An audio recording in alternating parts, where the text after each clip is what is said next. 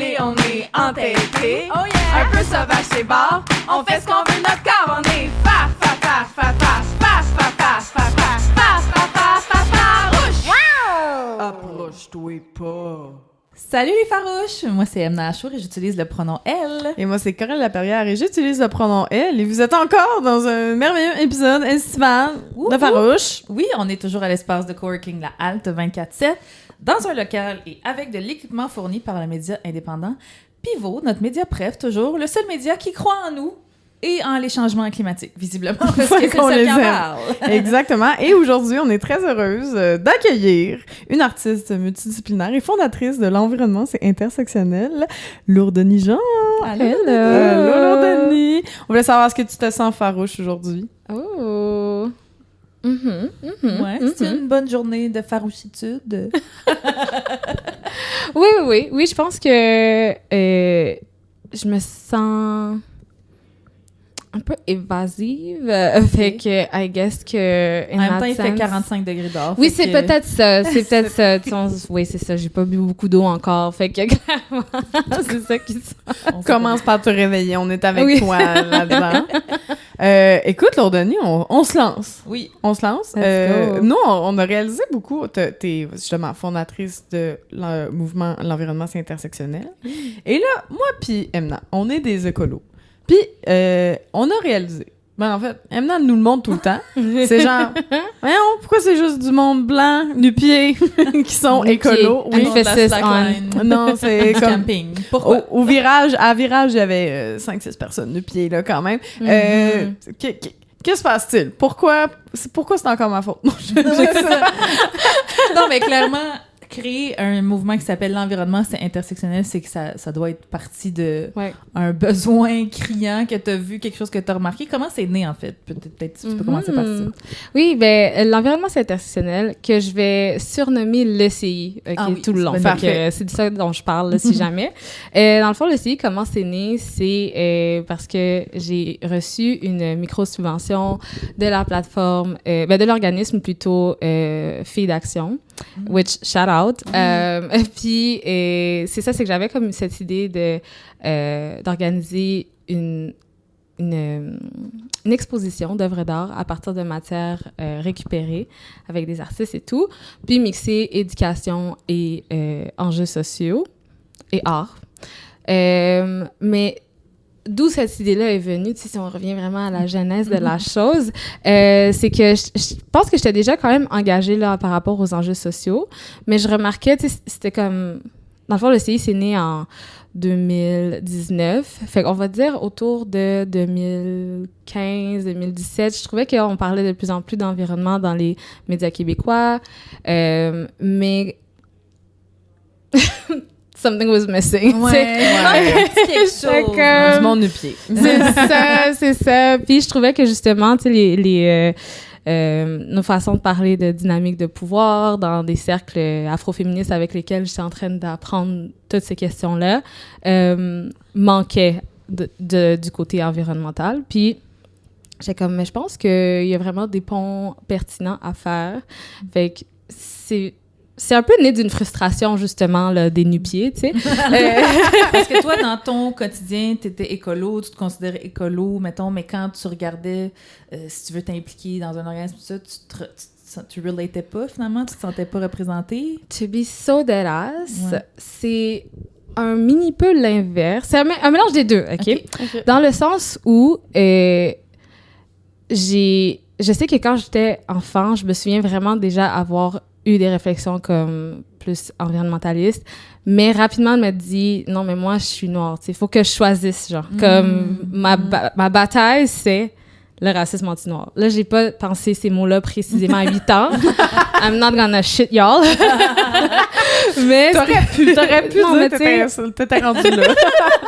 non, pas tout à fait, mais tu sais, genre, c'est comme ça que je le nommerais aujourd'hui, que clairement, je sentais que c'était pas une bataille, parce qu'on dirait que c'était comme, l'environnement, c'est la bataille pour quand ta vie à toi est facile. Tu sais, puis là, tu peux lutter pour autre chose. C'est vraiment comme ça que je le comprenais.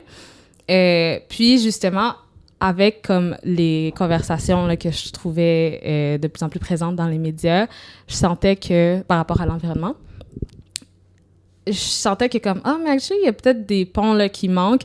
Puis justement, ça m'a permis, c'est vraiment né d'un souhait de faire un travail personnel sur, actually, let's revisit this feeling. Genre, pourquoi est-ce que je sentais que j'avais pas ma place à vouloir justement parler d'environnement? C'est quoi les mécanismes qui sont derrière ça?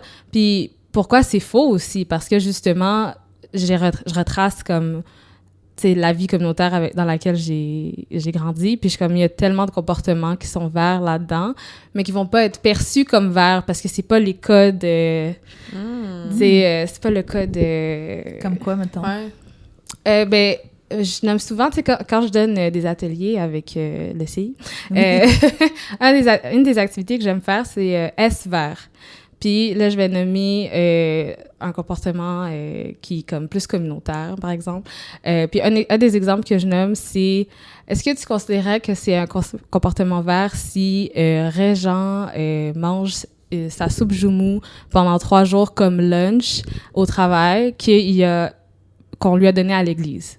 Puis là, c'est comme le monde sont genre, ben c'est quoi le rapport? C'est quoi le rapport, tu sais? Puis je suis comme, ben oui, parce que c'est quand même trouver d'autres façons alternatives de répondre à ses besoins primaux, de consommer de la nourriture. Puis de cette façon-là, t'évites les schémas plus problématiques qui vont être imposés comme par les épiceries, etc., etc., tu sais. Fait que c'est comme les modes de vie plus collectifs sont verts. On revient à la communauté encore. Ouais, toujours. Moi, je le dis beaucoup, fait que je sais pas, soyez prête à l'entendre encore. C'est parfait, c'est ça la vibe des épisodes d'été, là, c'est la communauté. Ouais. OK, fait que c'était ça, c'était quelque chose que tu as remarqué, puis quelque chose aussi que tu voulais dans ta vie à toi déconstruire, tu sais. Exact. C'est fou, parce que moi, quand je me suis lancée dans mon espèce mes objectifs d'être plus écolo, puis de faire plus attention, puis tout ça, après avoir lu beaucoup sur le sujet, mettons, à aucun moment, je me suis dit, moi, je le ferais pas parce que, je sais pas, ça me ressemble pas ou whatever. Tu sais, je voyais juste des affaires de DIY puis de zéro déchet, tu sais, puis j'étais comme, je vais me lancer. Mais c'est vrai qu'après, en parlant, mettons, dans mon entourage, dans ma famille, de comme, hey, là, c'est important, l'environnement, la gang, embarquez avec moi, le compost, yay! Puis là, il était comme, mais maintenant, nous, on a d'autres choses à faire avant, là, tu sais. Mais ils l'ont pas dit comme ça, mais j'ai compris que c'était comme, et moi, j'ai des micro-agressions à tous les jours sur d'autres affaires. C'est ça mon focus principal. Je vais pas me mettre à trier mes déchets, là, tu sais. Ouais. Mais c'est beaucoup ça que je trouve ça difficile de... Ben, je pense que c'est rattaché à pourquoi c'est juste des blancs nu-pieds. C'est parce qu'il y a beaucoup de gens qui vivent dans des communautés, mettons, racisées, qui sont comme... Nous, c'est pas notre priorité en ce moment. Fait que comment leur... Parce que t'as appelé ton organisme, l'environnement, c'est intersectionnel, je pense, ça dit tout. Comment on leur fait comprendre que, ben non, tout est lié finalement, puis que oui, c'est vrai, vous avez des trucs prioritaires dans votre vie, mais que l'environnement aussi, c'est super important. Ben, pour moi, ma stratégie, c'est d'abord passer par faire réaliser à quel point la lutte environnementale fait partie de leur quotidien, tu sais, même si c'est pas nécessairement accusé de cette façon-là. Dans un premier temps, comme, ben, actually, as-tu réalisé à quel point tes comportements, comme, tu sais, comme, par exemple, moi, mes parents, tu sais, j'habite à Terrebonne, shout out. Puis, quand on a déménagé, parce qu'à la base, on habitait à Montréal, puis quand ils ont déménagé à Terrebonne, c'était tellement important qu'on soit proche des transports en commun, parce que j'ai grandi, mes parents prennent le transport en commun pour aller travailler. Là, ma mère, ses pauvres petits os, c'est moins vrai. Mais, tu sais, ça a été ça, là, ma vie. Puis je suis comme, est-ce que tu réalises à quel point c'est pas la norme à Terrebonne en ce moment? C'est ça.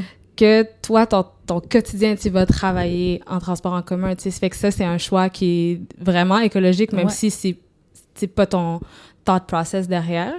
Fait que c'est ça. D'abord, pour moi, je pense que c'est de faire réaliser à quel point c'est vraiment plus présent qu'on le reconnaît dans notre quotidien. Puis, l'autre façon que c'est présent dans notre quotidien aussi, c'est, bon, bummer, c'est qu'on est plus victime, tu sais. Comme il y a aussi ça. C'est ça, c'est comme si ça vous convainc pas, je sais pas qu'est-ce qui va vous convaincre la gang, là, ça nous touche plus, nous, tu sais.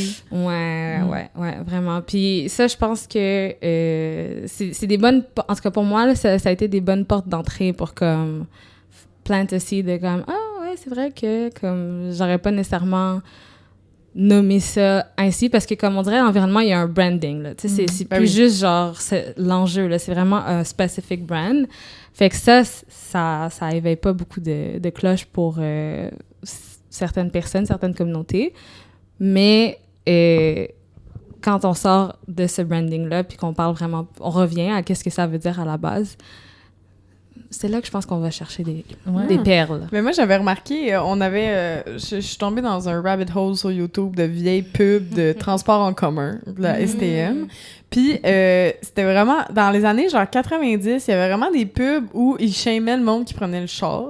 C'était vraiment ça, là. Je l'ai partagé sur Instagram, le monde pourra voir, là. Tu sais, c'est quelqu'un qui se bien plaint. drôle. Et puis, c'est genre Guy Nadon puis Michel Lapierre, puis là, c'est Guy Nadon qui se plaint, qui est comme « Hey, là, j'ai plus d'argent, là, la gardienne, les affaires, là, le char, le stationnement, il a monté, le gaz a monté, hey, là, j'ai une réparation sur mon char, nanana. » Puis là, son ami est comme « Hey, tu viens de souper ce soir? » Il est comme « Ah non, j'ai pas de cash, tu sais. » Puis il fait « OK, ben c'est correct. Bon, ben mon autobus est là, je m'en vais. » Puis là, il faisait « Tu prends l'autobus? T'es cassé? » Puis là, c'était comme ça la joke, là, comme « Ben non, je suis pas cassé, je prends l'autobus. » C'est ça qui est intelligent de faire. Fait qu'il y avait vraiment ça.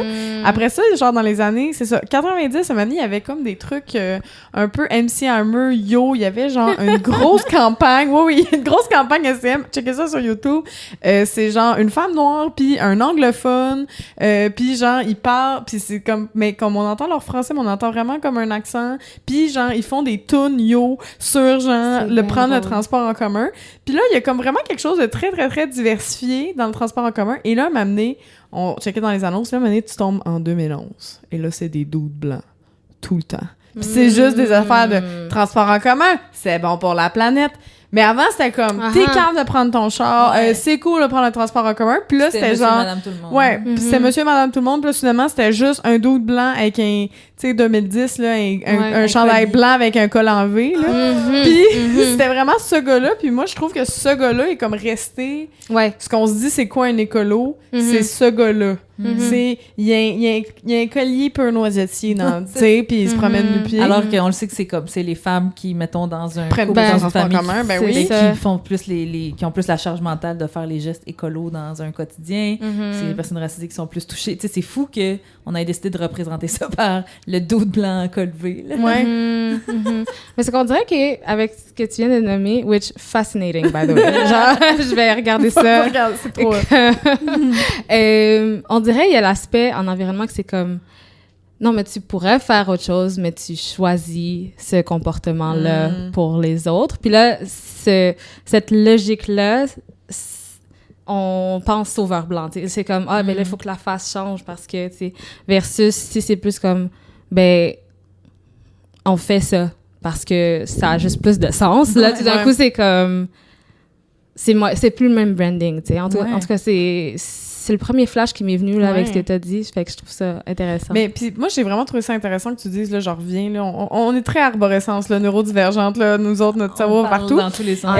Puis je trouve ça vraiment intéressant que tu disais l'affaire de, des fois, ils brandent pas ça écolo, mais c'est écolo. Tu sais, moi, ma grand-mère, là, moi, je trouve que c'est une grande écolo, genre, dans son quotidien. Tu sais, elle a pas changé ses meubles depuis, mon Dieu, 50 ans. Quand il y a quelque chose qui pète, elle le répare. Tu sais, elle réutilise Elle magasine vraiment pas sur beaucoup. Temu, là. Oui, non, tu sais, elle va sur Marketplace. Tu sais, comme, elle allait dans les voyons, les marchés aux puces. Elle a des mouchoirs en tissu. Oui, pour vrai, c'est comme tellement une accumulation d'affaires. Puis moi, des fois, elle me disait genre, ah ouais, mais tu sais, je suis pas écolo, là. Puis j'étais comme, mais oui! Tu l'es vraiment vraiment plus que tu tellement penses. beaucoup. Tu l'es là. tellement plus que du monde qui disent qu'ils sont écolos. Ouais, c'est Actually. exact, tu sais, mais c'est vraiment, mais c'est ça, c'est revenir à, ben, c'est parce que j'imagine ta grand-mère dans le temps, tu sais, en grandissant, tout ça, elle avait pas accès. Mais pour elle, c'est des trucs de pauvres. Oui, C'est des ça. trucs de pauvre, C'est puis ça. des trucs de, à l'époque, la technologie puis le développement de tout en plastique n'existait pas comme aujourd'hui. Mais oui, des trucs, la meilleure manière d'être écolo, c'est d'être pauvre, là, tu sais, comme. Ouais. Yeah. Puis c'est qui pollue le plus? C'est les riches Ouais, aussi. c'est Fait que ça. Il y a des petits points là, à connecter, c'est je pense. ça, là. C'est ça l'intersectionnalité. Perhaps. Mais oui, c'est quoi? Mettons, pourquoi tu as choisi l'environnement intersectionnel comme nom? Pourquoi tu voulais mettre de l'avant cette notion-là qui a été introduite par Kimberly Williams Crenshaw, qui est une femme noire aussi, qui a introduit ce niveau-là de Ben, pour dire, en gros, c'est la notion que on peut être à l'intersection de plusieurs marginalisations, qu'on peut, tu sais, elle, à la base, c'était parce qu'elle s'était rendue compte que pour les en tant qu'afro-féministe, c'était comme les femmes noires ne vivent pas les mêmes discriminations que les femmes blanches aux États-Unis, ce qui aujourd'hui nous paraît évident, mais à l'époque, s'il n'y avait pas de vocabulaire pour dire ça. Fait que toi, pourquoi tu as décidé de mettre ça dans ton titre d'organisme? Ben, c'est sûr que la subtilité, là, c'est pas vraiment mon choix de base. Je voulais vraiment que ce soit clair là, que l'environnement, c'est pas cet enjeu à part des enjeux sociaux. Tu sais, je pense que c'est ça que je trouvais important là, de centrer. Et donc, que ça rende plus évident ou moins bizarre, tu sais, de justement... Parce que je vais reprendre cette phrase-là. Je me reprends. Mais je pense que moi, une des choses que je nomme souvent comme un enjeu en environnement classique, là, l'environnementalisme mainstream, c'est que l'humain est toujours le problème. Tu sais, c'est ça la trame de fond. La trame de fond, exact. Donc, quand on part de ça, ça n'a aucun sens de s'intéresser aux problèmes des humains. Tu sais, c'est comme, ça n'a aucun sens de passer au racisme quand on parle d'environnement parce que, que ce soit noir, blanc, orange ou jaune, non, pas du tout. Tu sais, c'est comme, si on part de là, c'est sûr que tu vas pas care par rapport au le racisme environnemental, tu sais. Fait que, je pense que c'est d'essayer pour moi, de parler de dire l'environnement c'est intersectionnel, c'était d'essayer de comme un peu défaire ça, que comme c'est plus nuancé que ça, c'est plus interconnecté que ça, c'est plus, tu sais, fait que c'est ça un peu le punch avec le titre, là. Okay. Ouais. De se détacher de tout est la faute de l'humain, sinon on s'intéresse pas à l'humain qui subit les conséquences. Exact. Mais de s'intéresser à des systèmes, tu sais, c'est quoi les systèmes, c'est quoi les dynamiques, c'est quoi les dynamiques de pouvoir qui se cachent derrière tout ça. Puis que oui, en effet, il y a des humains qui sont les visages de ça, mais c'est quand même plus nuancé. Puis comment est-ce qu'on part de ça pour mieux répondre à aux problématiques. Ouais. Puis mettons, pour les gens qui nous écoutent, comment... je pense qu'ils savent, là, le concept, mais mettons qu'on a des nouveaux abonnés, là, comment tu décrirais le racisme environnemental? Le racisme environnemental, c'est un concept c'est un terme qui a été conceptualisé par Benjamin Chavez en 1983, si je ne m'abuse, mais je vais vous dire ça, j'y vais de mémoire. On est ensemble, on est entre nous, voilà.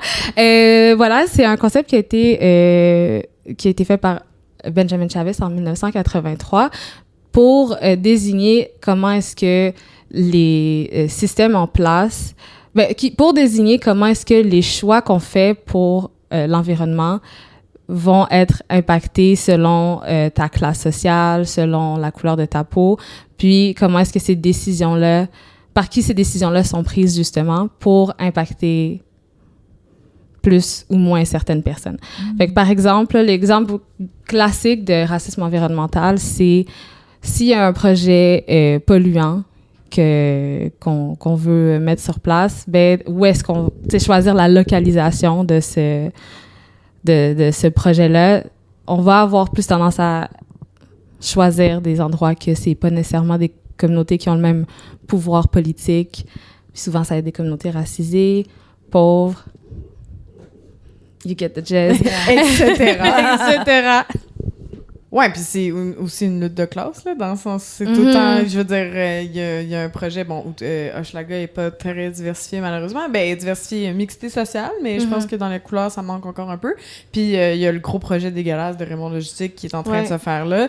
Puis c'est pas pour rien qu'il est là, puis pas à Outremont, par exemple. Exact. J'avais fait une vidéo il y a quelques années, je pense au début de la pandémie, pour la ville de Montréal, puis en tout cas pour qu'est-ce qu'on peut souhaiter pour l'avenir de la ville, puis tout ça, dans l'urbanisme, dans tout ça.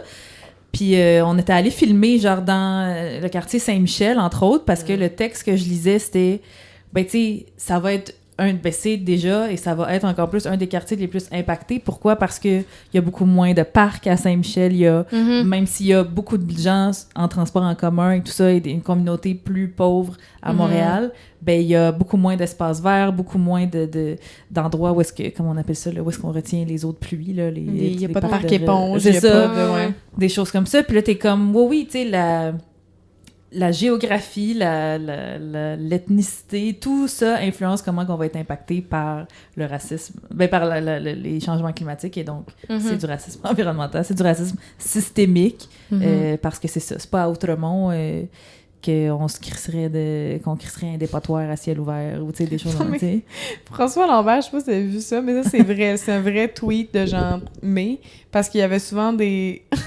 Excusez, les gens le voient pas à la caméra, mais c'est juste que Emna, sa face a changé de « je suis contente de savoir de quoi tu vas me parler » à « je vais le tuer », ce style-là. So face! Qu'est-ce qu'il a dit? Mais je pensais que t'allais me dire il y a 7 ans, puis là t'as dit mai, cette ma face a changé. Puis c'était à cause qu'il y avait des pannes d'électricité, puis il a écrit que Outremont, c'était le tiers-monde. Ah! J'en peux plus de lui, j'en peux plus. C'est tout. Mais par où commencer pour debunk cette affaire-là? Oh, c'est ça, là. Non, ça va être trop compliqué, là. Parce que c'est ça, quand il y a des pannes d'électricité dans Outremont, ça devient le tiers-monde. Ça me fait penser à qu'est-ce qu'on s'était fait dire par le monsieur qui avait callé la police pour notre manif spontanée dans Westmount. Oui, on a fait une manif à Westmount, puis devant le consulat d'Israël. Il y a des moments pour faire ça, puis des lieux. Il y a des lieux et des moments. Nous, on fait pas ça ici. Non, c'est ça. Fait t'es comme, OK, toi, des manifestations pro-Palestine, d'accord, je peux comprendre, c'est pas tout le monde qui est derrière la cause palestinienne, malheureusement. Mais genre, c'est quoi? C'est juste le petit peuple qui manifeste? C'est juste le petit peuple qui fait des chants... Faut pas que ça soit dans Westmount. Oui.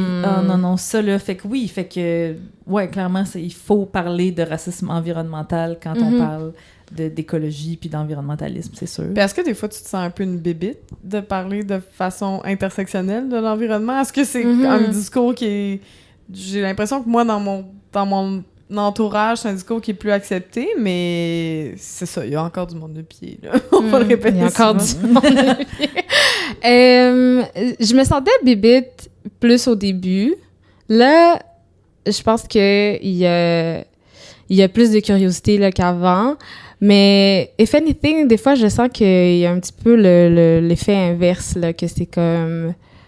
Ah non, mais on est above that, là. On a compris. Puis je suis comme... Peut-être qu'on n'a pas encore compris, en fait.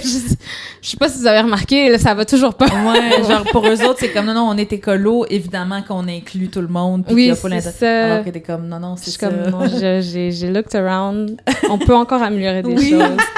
Oui, vraiment. Puis c'est ça, tu t'en parlais un peu au début. Quand on dit mon combat, c'est l'environnement, puis c'est ça, moi, puis j'en parle souvent, le pauvre, non pas le pauvre, fait pas petit, mais les oreilles vont lui saouler, mais mon ex, c'était il parlait que de... Parce que genre, en tout cas, sa lutte, c'était l'environnement, puis j'étais comme, parfait, moi aussi, c'est une de mes luttes, l'environnement, fait que je vais t'accompagner, on va y aller ensemble aux manifs, puis on va faire le plus de gestes écolos dans notre appartement, puis tout ça. Mais là, j'étais comme, tu sais, il y a une manif pour Black Lives Matter, tu viens-tu avec moi? Puis t'es comme, non, c'est pas mon combat. Puis j'étais comme, well, this is where, justement, t'as pas compris. T'as pas compris que tout est relié. Ouais. Puis t'as pas compris que tu peux pas juste lutter pour l'environnement quand toi, ça t'arrange pour ton petit nombril à toi ou pour les arbres. Lui aussi, il care beaucoup pour les arbres. Je suis comme, ouais, mais... Puis c'est vrai, puis peut-être avec Coralie aussi, on en parle souvent de... Tu sais, la planète, tu sais, on se dit, la planète va exploser de toute façon. Je m'en crée, c'est la faute des humains. Mais, puis le fait qu'on devrait pas care pour le racisme, parce qu'il y en aura pas de racisme si la Terre explose. T'es comme, ouais, mais on peut-tu avoir quand même une Terre décente le temps qui nous reste? Le temps qu'on est là, tu sais, pendant qu'on est là, on peut-tu abolir plus qu'une marginalisation à la fois? On peut-tu travailler comme en équipe, tu sais? Ouais, puis réduire les méfaits, en fait, là. Moi, c'est surtout ça, là. Réduire les méfaits, réduire les blessures qu'il va y avoir, là, avec les changements climatiques. Ça, on est un peu rendu aussi au niveau que on ne les arrêtera pas. On va essayer de diminuer parce que chaque degré compte pour vrai. Chaque point de degré compte pour vrai. Mais après ça, comment on va faire? Est-ce qu'on va avoir des bunkers? Ouais. Qui on va accepter dans les bunkers? Va-t-il avoir de la place pour tout le monde? Est-ce que ça va être... Parce que tout le monde est comme... Moi, c'est quand les gens disent « Ouais, les humains vont s'adapter. » Ouais, mais quand les humains s'adaptent, souvent, c'est fasciste que le Christ aussi, là. Quand ils improvisent, ça tend vers le fascisme d'habitude. C'est ça, tu sais. Tendance, il y a cette raison-là. Pourquoi il faut penser intersectionnel aussi? Parce que, oui, on va faire... Tu sais, je pense à, mettons, des gens qui ont de l'argent pour la reconstruction de leur maison qui ont été inondées. Quand ils ont une grosse maison à Sainte-Marthe-sur-le-Lac, puis peut-être fallait pas t'habiter à une place qui s'appelle Sur le lac, OK? Ça laisse inonder. Mais après ça, t'as des locataires, par exemple, à Saint-Michel, Montréal-Nord, qui n'ont pas accès à des assurances, qui vont pas avoir accès des fois à cet argent-là, ils vont pas être relocalisés, aussi des fois sont pognés dans les demi-sols. Qu'est-ce qu'on fait avec ça? Est-ce qu'on fait juste reconstruire pour les Blancs, ce qui est vraiment en train d'être fait, ou on va reconstruire pour tout le monde? Est-ce qu'on va accueillir tout le monde là-dedans? On dirait que c'est pour ça qu'il faut continuer ce combat-là. Ouais, pour ça. ouais. Mais ça me fait penser un peu à... si je fais une petite shameless plug. Vas-y, please do! Non, mais c'est juste, ça résonne beaucoup avec le texte que j'ai écrit dans le livre 11 brefs essais sur la justice climatique. Tu as participé à ce collectif-là. I did. Puis, mon texte, il s'appelle « L'amour, l'élément manquant de la justice climatique ». Puis, c'est un peu ça, une des conclusions là, de ce texte, comme quoi que... Puis, tu sais, je parle d'amour d'un point de vue comme qu'est-ce que ça veut dire dans les milieux afroféministes et tout. Puis, j'essaie de déquéténiser l'amour, là. J'essaie fort. Puis, c'est ça, une des leçons, là, pas des leçons, mais une des conclusions plutôt du texte, c'est que tu sais, je pense que c'est ça, une de mes dernières phrases, petit scoop, là, c'est, peut-être qu'un jour, il sera trop tard pour changer, genre, pour sauver le monde, mais il sera jamais trop tard pour aimer, genre, tu sais, dans le sens où... Oui. Ben, c'est vraiment she's a writer. Mais oui, she's a writer. J'adore ça. Mais parce que c'est ça, comme tu dis, il est comme un peu trop tard pour renverser les conséquences du changement climatique. Mais là, on va être en mode, OK, comment on s'organise? Comment on crée nos communautés pour faire face et que ça soit le plus doux possible? On essaye tout ça. Puis beaucoup, ça va être justement en s'entraidant puis en considérant tout le monde. Puis c'est comme là, on n'aura pas le choix. Tu sais, on le voit, je veux pas les prendre en exemple, là, mais fucking Israël... qui, là, eux, se faisaient attaquer pour la première fois. En fait, tu les prends en exemple parce que c'est un mauvais exemple. Oui, voilà. Vas-y. C'est un mauvais exemple. Ne faites pas comme Israël. Quand Israël fait quelque chose, faites l'inverse. Exactement. Et là, eux autres, ils se faisaient attaquer pour la première fois après avoir juste comme, perpétuer un génocide, on le rappelle. Puis là, eux autres, ils se cachaient. Ils ont des bunkers. Ils se cachaient dans leurs bunkers. Mais c'est qui refusait à l'entrée des bunkers? C'est d'autres Israéliens, mais qui sont pas blancs, qui ont pas les yeux bleus, ou qui sont pas... Non, tu peux pas être en Israël puis pas être juif. Mais en tout cas, fait que mettons des gens qui sont tout autant israéliens qu'eux autres. Mais là, c'était comme, OK, là, tout d'un coup, on n'est pas égaux devant les ripostes pour les insanités qu'on fait, tu sais. Fait que je pense que c'est un peu... C'est pas exactement le même niveau, là, mais genre, dans les bunkers, comment qu'on va décider si on a 100 places puis il y a 150 personnes à l'entrée? Est-ce qu'on va faire du capacitisme? Est-ce qu'on va faire du racisme? Quel isme on va faire? Tu sais, c'est un petit peu ça, tu sais. Puis, moi, je pense c'est une réflexion que plus de personnes nu-pieds devraient avoir. Mais vraiment. Ce podcast l'aurait dédié, là, d'ailleurs. Oui, cet épisode-là. Mais c'est qu'en plus... Moi, je suis allée Virage. mais je suis allée à Virage, qui était fantastique, qui était vraiment le fun, mais tu sais... Réexplique, c'est quoi le festival Virage? Virage? C'était un festival sur la décroissance à Petit-Saguenay, au Saguenay. Oui. Voilà. Et il y avait des ateliers, il y avait des conférences, il y avait plein d'affaires, puis je trouvais ça vraiment trippant comme lieu, mais c'était vraiment très blanc. Puis tu sais, comme je trouve tout le temps que je sais comme, hey, j'ai un malaise avec le fait que il y a pas de pont qui a été fait, puis tu sais, des fois, mettons entre écolos, ils vont dire genre, ah oui, mais qu'est-ce que t'aurais voulu qu'on fasse? Ben t'es comme, tu fais des efforts pour avoir des éco-copes à ton festival, tu fais des efforts pour mettre un compost à ton festival, fais des efforts pour recruter des gens qui sont pas blancs, peut-être. Il y a même pas d'Autochtones aussi, alors que la lutte autochtone, on sait que ça... Tu sais, il y avait quand même un petit décalage, puis je pense pas que c'est de la mauvaise foi non plus, je pense aussi que genre sont sûrement 4 bénévoles brûlés, mais il y avait quelque chose de... C'est ça, c'est là que je les ai vus, les nu-pieds, là, puis j'étais comme... Tu sais, c'est souvent la même gang, puis je donne un exemple un peu... Une année, j'avais fait un événement dans le bas du fleuve avec mon ami Gariana Jean-Louis, puis Réginald. On a fait des théâtres forums sur le racisme. Puis... Ils sont 2 personnes d'origine haïtienne. Ils sont 2 personnes d'origine haïtienne. Puis... Shout-out. Shout-out. Puis une des places où la fille, elle nous avait dit qu'on allait dormir, c'était un endroit, c'était une commune, là, tu sais. Puis moi, j'ai déjà vu ça dans ma vie d'écolo. J'étais comme, OK, c'est une commune. Mais mon ami Gariana puis Réginald, ils se sentaient pas sécuritaires dans un endroit comme ça. Puis je trouvais ça fou comment il y avait un décalage entre... Parce que t'es en nu-pied, tu penses que t'es super ouvert sur le monde, mais tu réalises pas des fois que les conditions que tu vas donner à des invités qui sont des personnes pas blanches, ben ça sera peut-être pas quelque chose qu'ils vont trouver sécurisant, par exemple, tu sais. Puis je trouvais ça fou, puis là, finalement, on est allé dans une autre place, puis on a été relogés, mais j'avais trouvé que ce petit genre, plein de ces petits décalages-là, quand même, font en sorte que le mouvement environnemental ou le mouvement, j'ai envie de dire, de gauche en général, souvent est pas intersectionnel et pas accueillant, dans le fond, des personnes non blanches, là. Ben, tu sais, on parle, puis je pense que toi aussi, tu l'abordes... L'accès au plein air, le camping, tu sais, ce genre de tu sais, on veut prendre possession, on veut prendre notre place dans, tu sais, on a le droit, nous autres aussi, de faire des randonnées, tout ça. Moi, il y a aucun endroit où je me sens moins bien dans la vie, puis c'est peut-être aussi juste... Je suis une fille de ville, là, puis je suis moins une fille de nature, mais il y a aucun endroit où je me sens moins bien que dans une tente en camping ou que dans une montagne en randonnée. Same. Tu sais, puis je sais pas si c'est, Chris, mon peuple en entier qui déteste la nature, ou c'est-tu juste que je regarde autour de moi, tout le monde est blanc, personne me ressemble, personne est méchant, personne, même à la rigueur, personne me micro-agresse, ça arrive des fois, mais c'est juste...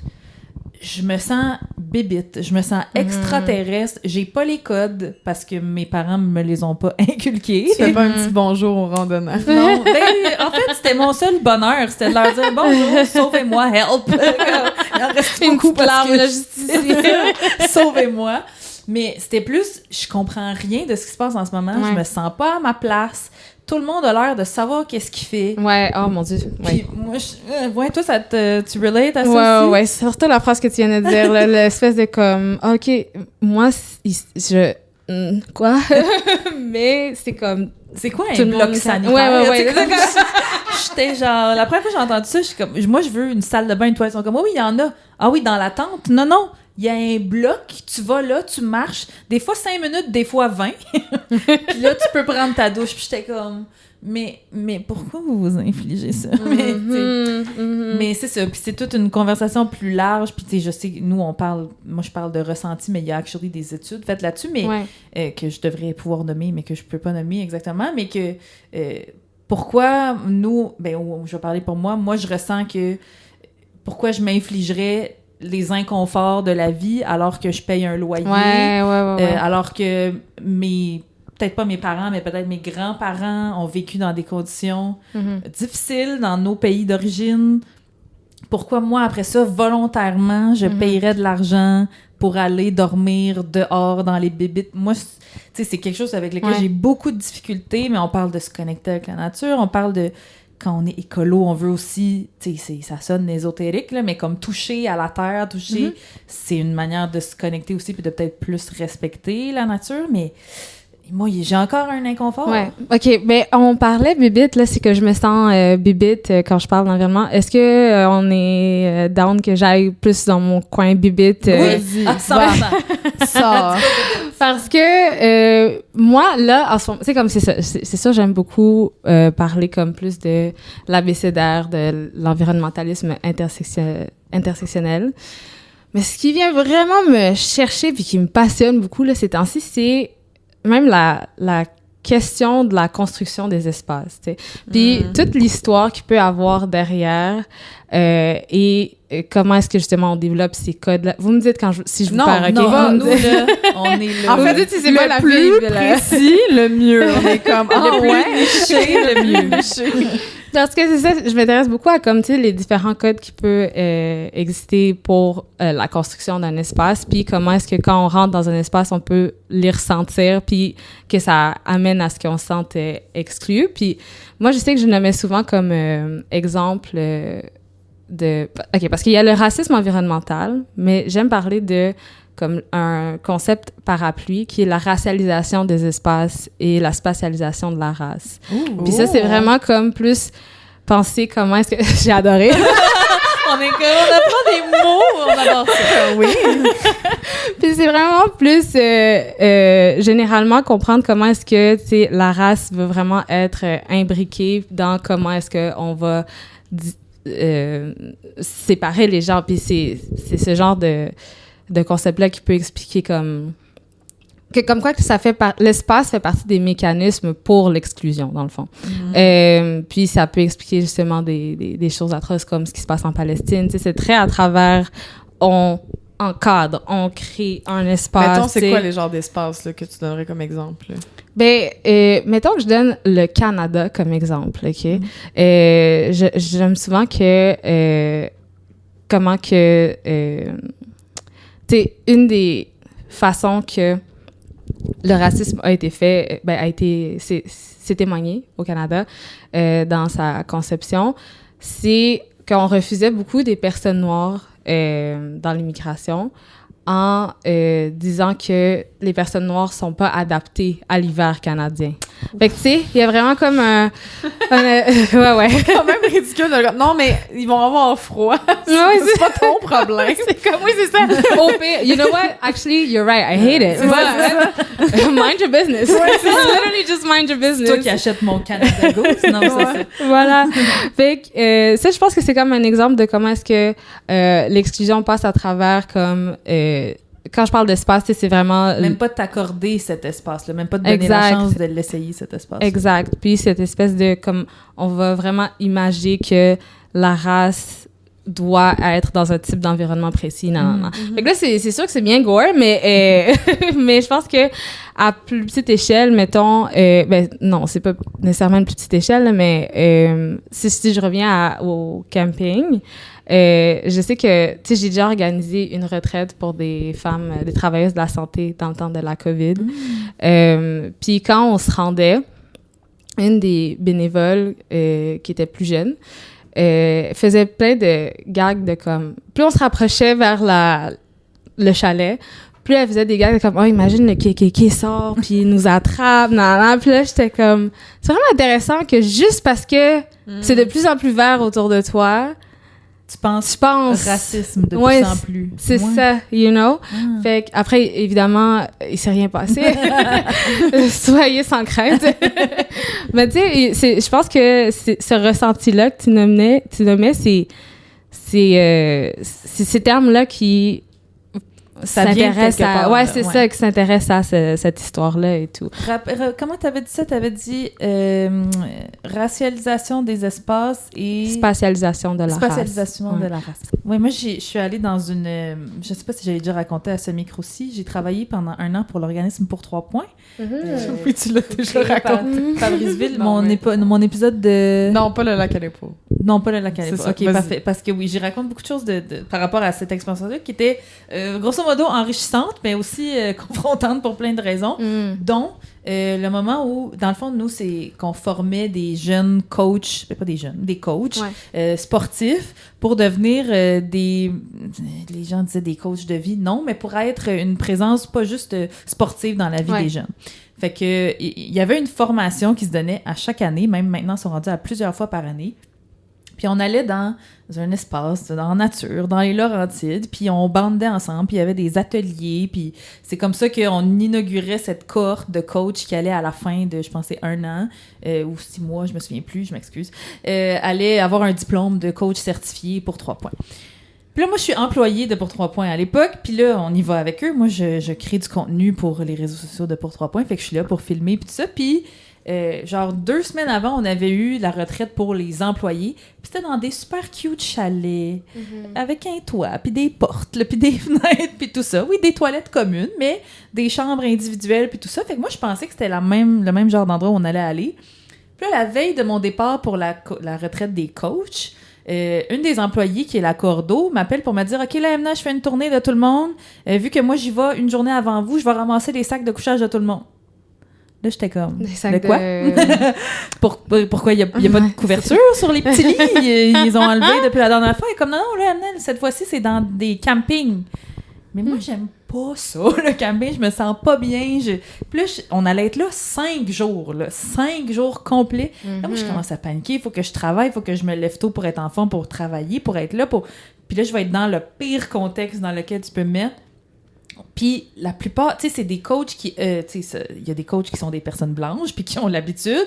Il y a aussi beaucoup de coachs que c'est des personnes racisées parce que on œuvre surtout dans certains milieux défavorisés ou dans des écoles à Montréal-Nord, des écoles à Saint-Michel, puis tout ça. Puis ça donne que les coachs, ben, sont de la même démographie que les élèves. Donc, ce sont des personnes racisées. Il y a beaucoup de monde qui ont dormi dans leur char, là, tu sais, parce que, dans le sens... Eux autres aussi, je pense, peut-être comme moi, ils n'avaient pas été 100% informés de qu'est-ce qui s'en venait. Puis là, tu sais, moi, j'avais fait du camping avec mon ex, seule personne avec qui j'en ai fait. Je pense pas répéter l'expérience non plus. Des tentes zippées, là, où est-ce qu'il y a comme, il n'y a pas d'accès, t'es pas à la belle étoile, là. Mais nous, on arrive là-bas, puis c'est des tentes prospecteurs. Savez-vous ce que ça veut dire, des tentes prospecteurs? Moi non plus, je savais pas. C'est des tentes comme les militaires. Ça se zippe pas au complet. Il y a un petit espace dans le bas. Fait que, tu sais, ça protège de la pluie, tout ça, ça protège pas des petits insectes rampeurs. Mais pourquoi, mettons? Mais parce que c'était ça. Mais pourquoi? C'était ça, l'installation à cette place-là. C'était ça. Okay. Moi, j'ai fait une crise de panique, là, comme dans le sens, comme la première nuit, tout le monde dort comme si de rien n'était, il n'y a pas de problème, il y a des araignées sur la toile à l'intérieur qui crawl, puis eux autres, ils dorment, il n'y a pas de problème. Moi, j'étais comme... Puis on est dans le fin fond du bois, là. Tu sais, même à ma tente, j'ai pas de réseau. Faut que j'aille à l'espèce de cafétéria commune. Puis j'ai pensé de dormir là. Puis on m'a dit non, mais il y a des araignées là aussi. Même si c'est un endroit fait... Moi, j'étais comme... OK, je peux-tu me rappeler assez du chemin pour arriver sur le bord de la route, faire du pouce puis rentrer à Montréal?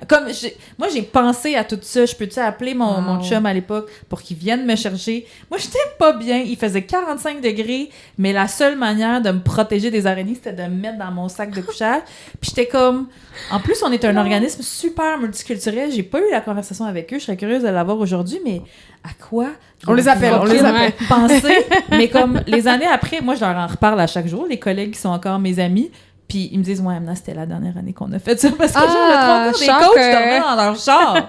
Personne n'a accepté. C'est comme, non, c'est une manière d'être inclusif, là. Si tu veux attirer certaines communautés à venir, il faut que tu ailles la sensibilité de... Ben c'est ça, de savoir qu'eux autres, peut-être, ils seront pas down. Ça sera pas leur Puis là, je vais juste vraiment faire une joke parce que ça m'a fait penser quand tu disais, par exemple, le Canada puis que la discrimination. Moi, j'ai vu un meme qui m'a fait beaucoup rire qui disait que les coups de soleil, c'est pour rappeler aux Blancs qu'ils devraient pas être là. C'est pour rappeler aux Blancs qu'ils devraient retourner dans les places où il pleut tout le temps. C'est bon, ça. Mais ouais, tu sais, toi, mettons, justement, est-ce que dans tes ateliers, vous abordez ça? Comment... Tu sais, mettons, tu disais, tu as invité des femmes racisées qui sont des travailleuses de la santé. Comment tu les réconciliais avec la nature? Comment tu les rassurais? Moi, je pense que c'est ça, le grand besoin, c'est d'être rassuré. On va mettre des pesticides partout, ça va être correct. Mais c'est sûr, c'était dans un chalet, là. Fait qu'il y a ça aussi qui... Tu sais, comme la question du confort était comme... C'était pas vraiment un enjeu. Fait que ça, je pense que ça a joué beaucoup. Mais c'est vraiment... Personnellement, je suis un peu dans ce questionnement-là aussi, là, de... Tu sais, je veux déconstruire, justement, comme les associations que j'ai faites avec certains environnements et tout, pour me les réapproprier. Mais en même temps, je suis comme, mais il y a des choses qui me parlent moins, puis c'est correct. C'est vraiment correct. Mais je pense pour comment se réapproprier ce genre d'activité-là, j'ai tendance à plus référer à comme, tu sais, mettons, je connais des organismes comme Roots to Routes, qui est un organisme anciennement Hike Montreal, qui, dans le fond, est Black-owned, puis c'est d'organiser des activités de plein air pour que ce soit comme le plus accessible possible pour des personnes racisées principalement. Fait que I think they do a great job à genre, tu sais, vraiment essayer de rendre ça le plus accessible possible. Ouais, puis je pense que pour vrai, il y a une question de comme... savoir que ça va être principalement des personnes racisées qui jouent là, sur le confort et tout. Ben oui, t'es peut-être moins en genre de performance, de genre, est-ce que am I enough? Oui, c'est est-ce ça, que je fais exact. bien les choses? Est-ce que je comprends les codes? Exact. Alors quand vous êtes tous un peu sur le même pied d'égalité, tu fais comme, OK, ben on est tous là pour apprendre, Ouais, finalement. ouais. Ouais, c'est bon, ça. Moi, j'avais fait à un moment donné, dans une fin de semaine, je faisais un show pour la thématique environnement pour Demain le Québec. OK. En tout cas, je vous invite à consulter qu'est-ce qu'ils font. En tout cas, ils ont rassemblé plein de petits réseaux et communautés à travers le Québec qui veulent faire des trucs pour l'environnement. Puis là, ils faisaient comme un gros événement sous le parapluie de Demain, le Québec. Puis tout le monde se présentait un peu ses initiatives. Puis donc, on était une fin de semaine dans un endroit, je sais plus où, à Sainte-Foy, je pense. Puis une des activités de la fin de semaine, c'est le soir, il y avait un show, puis nous, on faisait le show d'humour, puis il y avait un show de musique. Puis le lendemain, il y avait une des activités, c'était Mélissa Molène-Dupuis, qui est une femme autochtone, qui nous faisait prendre une marche en forêt. OK. Puis là, elle marchait, puis là, elle faisait comme « Ah, ça, tel arbre, c'est telle affaire, c'est utilisé dans tel truc médicinal. » Puis moi, ça, j'adore. Moi, c'est comme, je triple là-dessus, je veux tout savoir là-dessus. Moi, j'oubliais que j'étais genre en nature, puis qu'il y a peut-être des insectes, puis qu'il y a machin.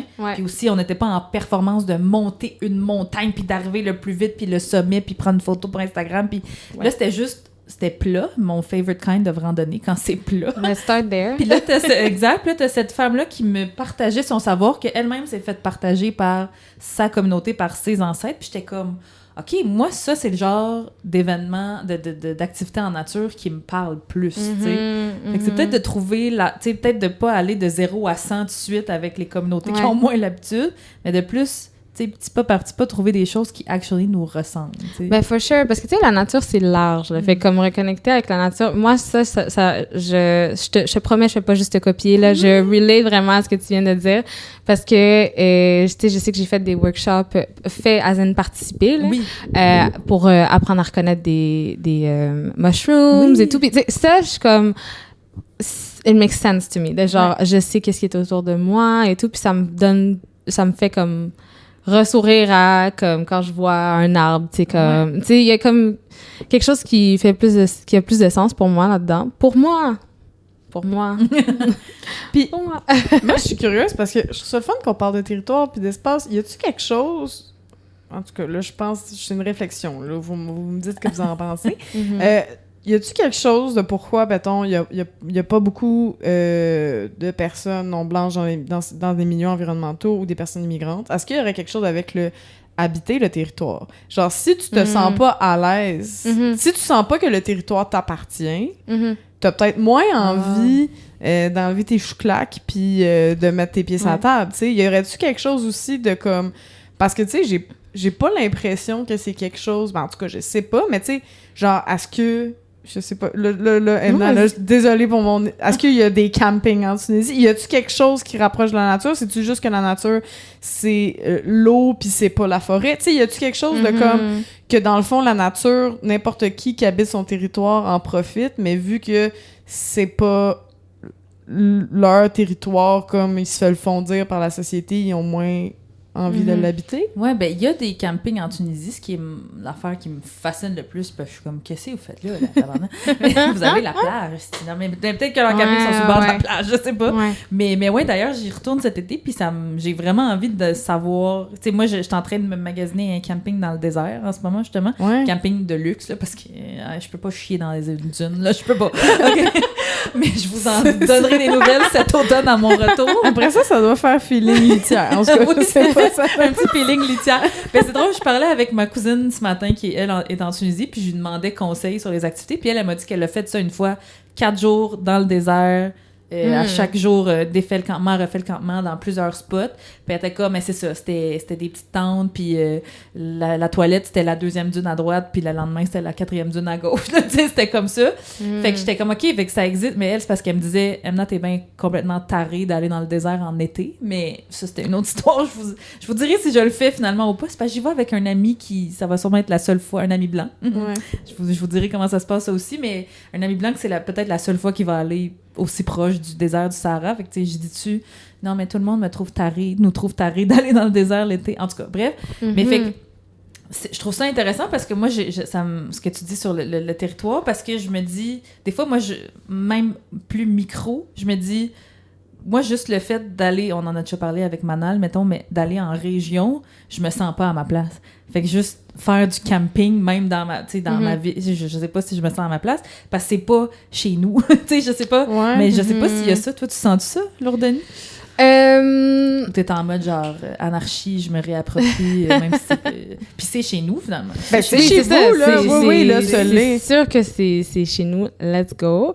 À quel point ça joue sur mon parcours, mon chemin à moi? Give me a second. Tu sais, t'habiterais-tu... Tu sais, moi, je sais que j'en parle souvent, moi, j'habiterais pas à l'extérieur de Montréal.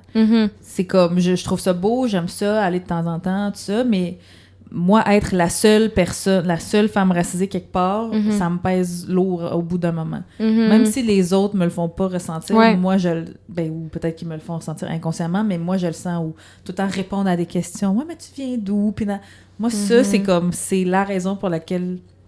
J'y vais pas, mais tu sais, Manal Drissi, les oreilles vont luciller, on n'aurait pas de la citer, mais tu sais, elle a fait ce choix-là d'aller habiter dans le nord de Montréal, tout ça, avec sa famille, puis parce que l'accès à la propriété était vraiment plus simple là-bas qu'ici. Ouais. Après, est-ce qu'elle en vit des conséquences? Certainement. Puis elle nous a même dit qu'elle comptait revenir à Montréal. Puis elle se fait piquer que le Chris aussi. Oui, elle se fait piquer, ça a l'air. Ouais, ça c'est... au moustique, mais bref, fait que...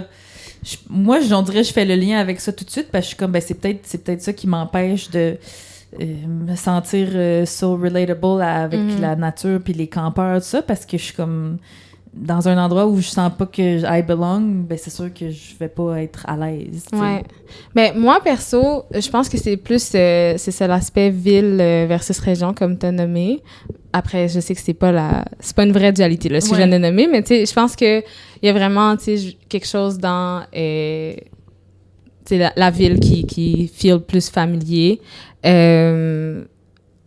Par contre, pour, tu sais, peut-être plus, mettons, si je parle des personnes qui immigrent, fait que, tu sais, mettons, si je m'inspire de mes parents, j'ai l'impression qu'il y a quand même aussi le train de vie imposé qui peut jouer comme obstacle, tu sais, comme...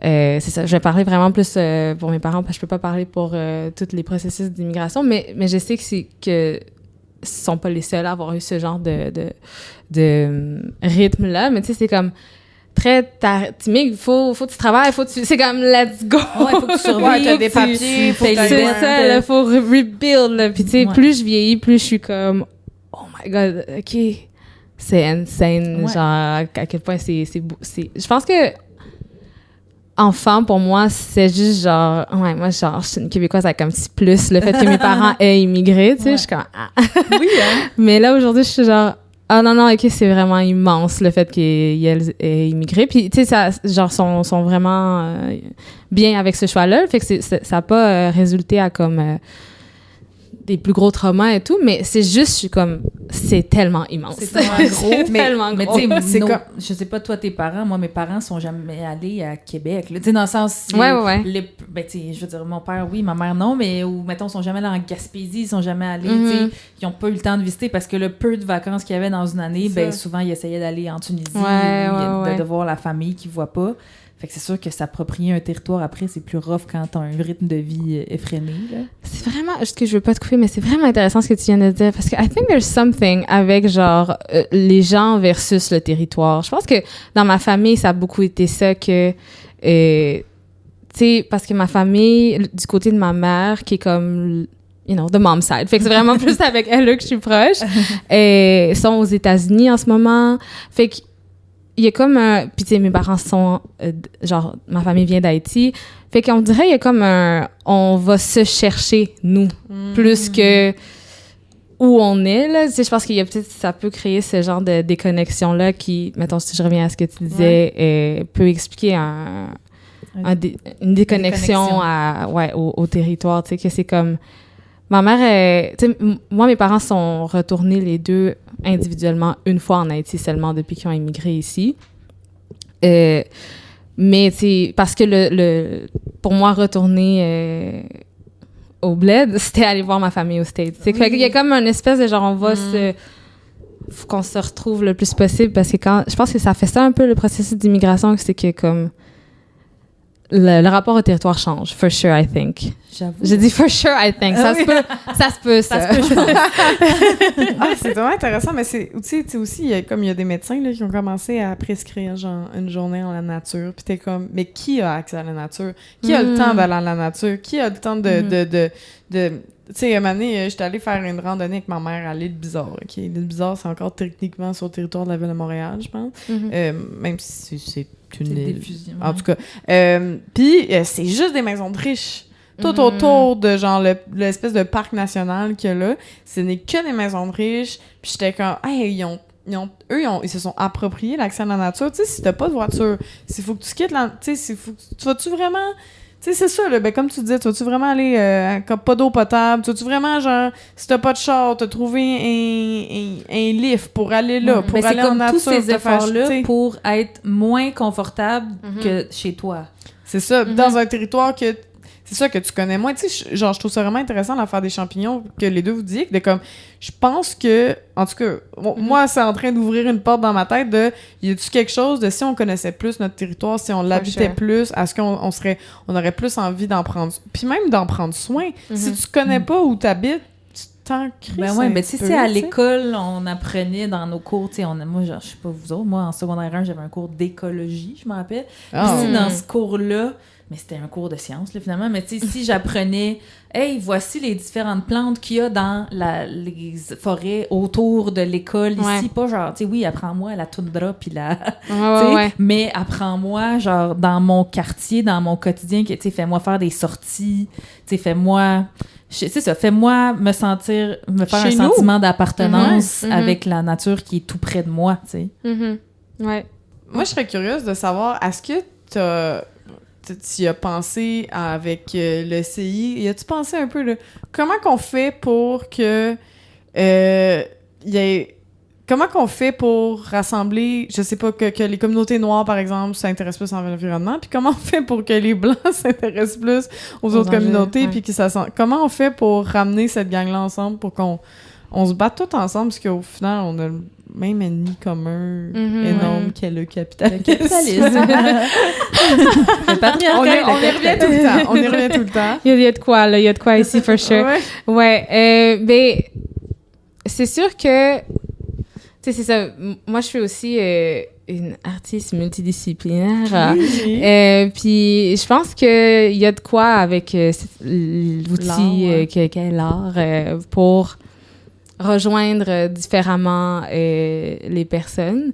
Par exemple, je sais que cet hiver, je donnais j'étais panéliste avec... En tout cas, le nom du panéliste c'était... Le nom du panéliste, moi. Mais le nom du panel, le nom du panel, c'était storytelling. Genre black storytelling. Fait que c'est comme apprendre à... Comment est-ce qu'on raconte nos histoires et tout. Mais c'était quand même ouvert à tous. Puis, dans ce panel-là, il y avait comme un bout exposition. Puis j'ai partagé une œuvre d'art que c'était une peinture de ma série qui s'appelle La Rencontre. Puis dans le fond, cette série-là, c'est que je documente un peu les différents moments où mon environnement, où j'ai soit rencontré la nature ou mon environnement s'est imposé à moi. Fait qu'il y a comme différents, tu sais... Merci. Ça donne le goût. Ben écoutez, follow me. Mais c'est ça.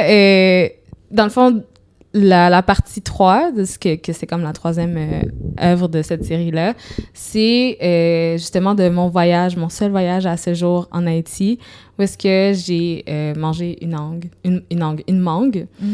Puis je parle souvent de comment ce moment-là, c'était un peu comme mon éveil, là, parce que j'ai comme réalisé que, OK, pourquoi est-ce que c'est...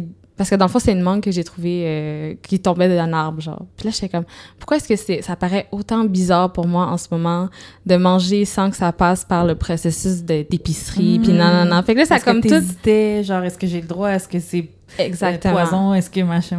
Ouais. Puis j'étais comme, on dirait il y avait comme j'avais besoin d'un appel à l'autorité, tu sais, comme que genre ben j'ai-tu le droit d'être ici même, puis c'est comme c'est so chill, genre tu sais, c'était en Haïti là, c'était so chill, comme girl you're stressed for nothing. Puis en tout cas bref, fait que tu sais, pour moi l'art ça a été un bon outil pour ben déjà archiver, documenter cette expérience-là, et en même temps à l'atelier Black Storytelling, je sais que c'est vraiment venu toucher comme certaines des participantes blanches surtout, ben, en tout cas qui m'ont fait le retour là, c'est pour ça que ils ont jamais pensé à ce type de relation là avec l'environnement, genre comme ils ont jamais pensé que comme ok, pour du monde c'est pas nécessairement acquis de faire du camping puis nanana, puis comme c'est vraiment venu les chercher de ce cheminement là que je partageais. Fait que je pense que il y a de quoi avec l'art là, que c'est comme ça peut être une façon d'aller chercher comme le côté documentation, je trouve hyper important de notre expérience en tant que personne noire et racisée. Puis le côté comme comment est-ce qu'on se rencontre là-dedans, tu sais, pour les personnes blanches. Fait que... Oui, puis c'est full intéressant parce que quand ça revient beaucoup à ça de les gens finalement sont beaucoup plus écolos qu'ils pensent qu'ils sont là, mettons. Tu sais, moi ma famille en Tunisie, je me souviens les premières fois où je suis allée comme en tant qu'adulte, en tant que féministe, woke, écolo, mettons, j'étais allée beaucoup dans les, mettons, 2015, 2016, 2017, 2019, je pense que j'étais allée comme 3 fois en 4 ans.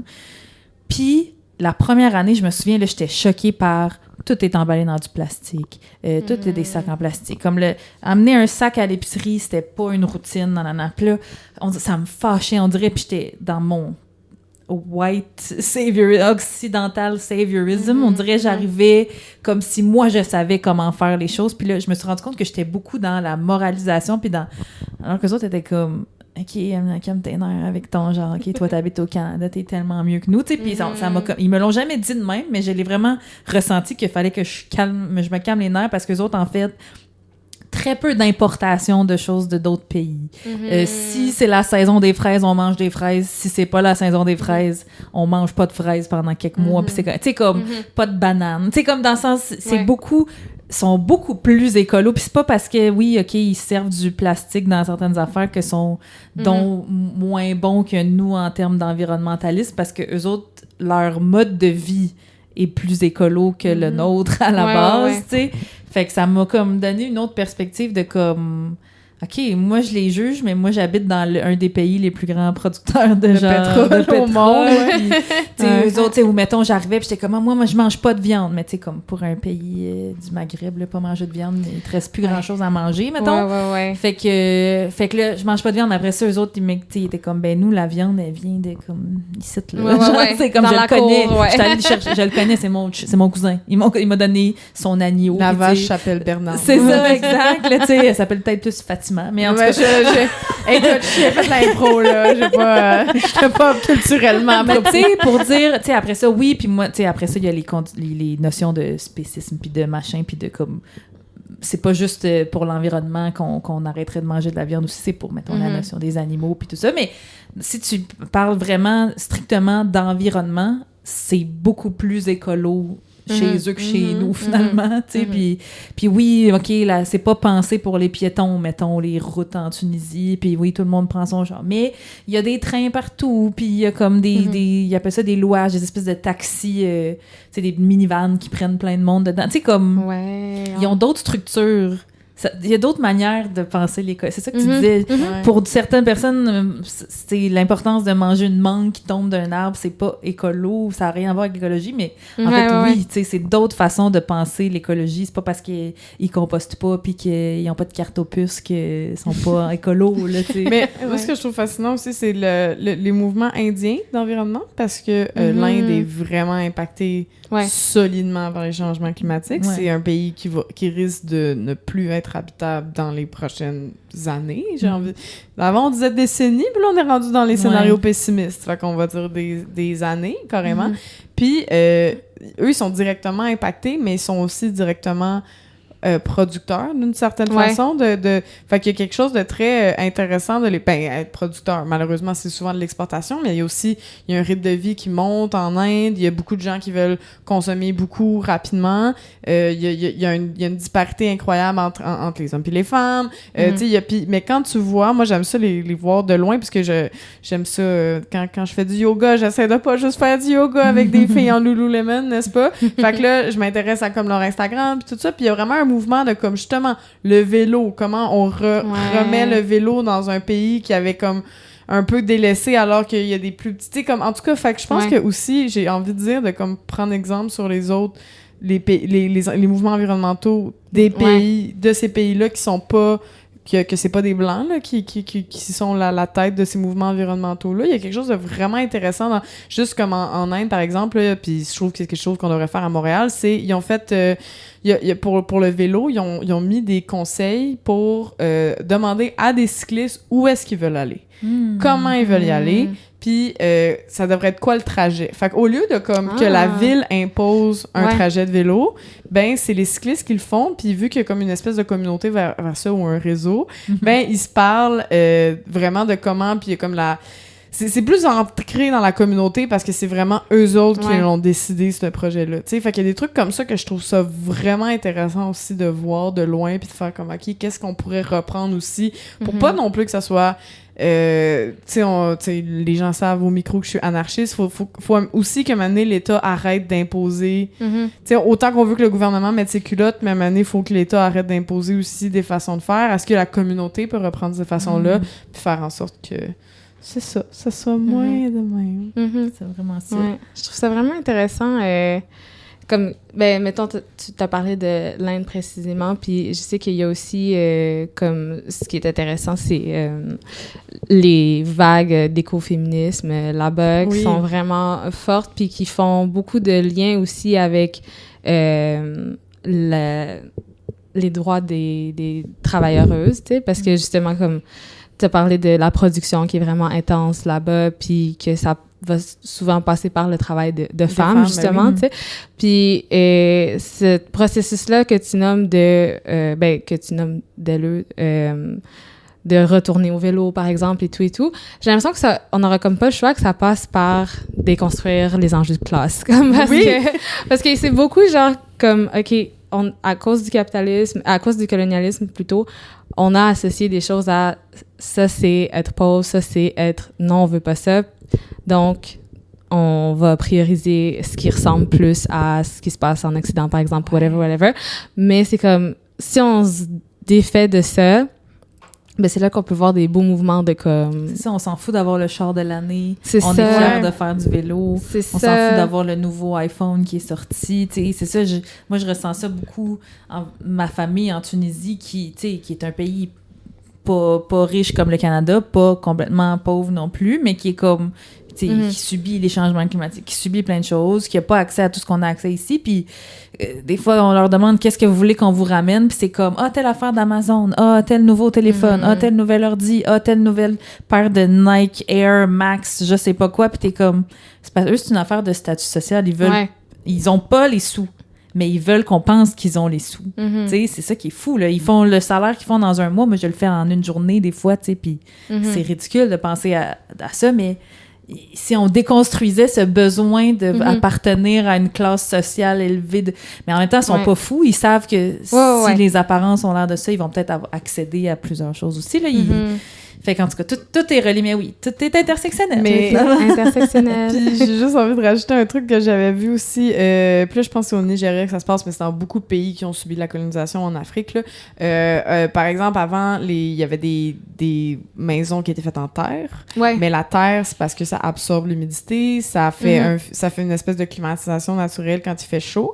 Mais ils se sont tellement fait dire qu'il faut que ça soit en béton. Puis en plus, souvent, c'est des pays qui n'ont pas de béton. Fait qu'ils doivent importer le béton de genre l'Angleterre. Ça coûte super cher. Ça coûte super cher à faire. Puis c'est pas adapté pour tout à leur climat. C'est pas adapté pour le climat. Ça fait que c'est super chaud. Fait que là, il y a des... Ils achètent des airs climatisés. Ben oui, ils achètent des airs climatisés, mais c'est ça. Exact. Fait que là, il y a des architectes qui essaient de remettre les maisons en terre ou quelque chose qui est plus naturel avant. Mais là, ça fait ben là, je vais pas aller me mettre dans une maison en terre, qu'est-ce que le monde va penser? Exact. Fait qu'il y a comme toute cette déconstruction-là aussi qui est fascinante parce que ça serait de la résilience climatique de juste Ouais. revenir à ça. Exact. Ça revient tout le temps à ça. Ça Ouais. revient tout le temps à ça. Vraiment. Lourdoni, on a peut-être une dernière question avant de rapper ce fabuleux épisode pour toi. On voulait te poser la question spéciale Belle et Rebelle. OK? Parce que Belle et Rebelle, c'est une boutique qui a pignon sur rue à la Plaza Saint-Hubert à Montréal, mais ils ont aussi une boutique fabuleuse en ligne. Puis ce qu'on adore de cette... non seulement c'est nos commanditaires, fait qu'on les aime, mais aussi c'est une équipe 100% féminine. Fait qu'on aime beaucoup ça d'eux. On trouve qu'on relate beaucoup à eux autres. D'ailleurs, code promo Farouche15 pour votre magasinage en ligne, la gang, ou en boutique. Et donc, on a une question à thématique Belle et Rebelle, question féministe. Tu veux-tu la poser, Coralie? Oui. Est-ce qu'il y a des moments où tu décentres les hommes volontairement dans ta vie? Ça peut être genre, t'écoutes juste de la musique faite par des femmes ou tu lis juste la tu littérature. lis juste la littérature des femmes ou t'as des projets comme nous, on a Farouche qui fait ça. Est-ce que il y a des moments où tu décentres les hommes de ta vie? Là, je tiens juste à set the record clear. J'ai réagi comme puis là je veux que tout le monde comprenne, c'est que j'étais comme comment en choisir un. Tu sais, c'est ça Il y la en a vibe. trop. C'est ça, c'est que C'était pas quoi? ça se Il faut fait faire décentrer ça. les hommes. Non. Oui, c'est genre OK, qu'est-ce que je nomme ben, j'ai envie de dire je sais pas, c'est le premier truc qui m'est venu en tête, fait que j'ai nommé ça. Je pense que dans mon quotidien, comment que j'aime décentrer les hommes, c'est dans ma façon de m'habiller. Parce que j'aime beaucoup... bon, là, je sais pas à quel point... je sais pas, là, c'est pas le moment dans les commentaires de parler de mon fit. I don't hate it, but it's not my best either. Il fait 45 degrés, on va se donner une chance. Voilà, merci. Par contre, ce que j'aime déconstruire dans ma façon de m'habiller, c'est... Parce que, tu sais, moi, j'ai un corps un peu plus large, j'ai des courbes et tout. Fait que j'ai vraiment grandi... puis en plus, j'ai grandi dans une famille chrétienne, which that's for another episode. C'est couvre-toi. C'est ça, exact. Couvre-toi, tu déranges avec, tu sais, comment tu t'habilles et tout. Tu déconcentres, tu sais. Les épaules.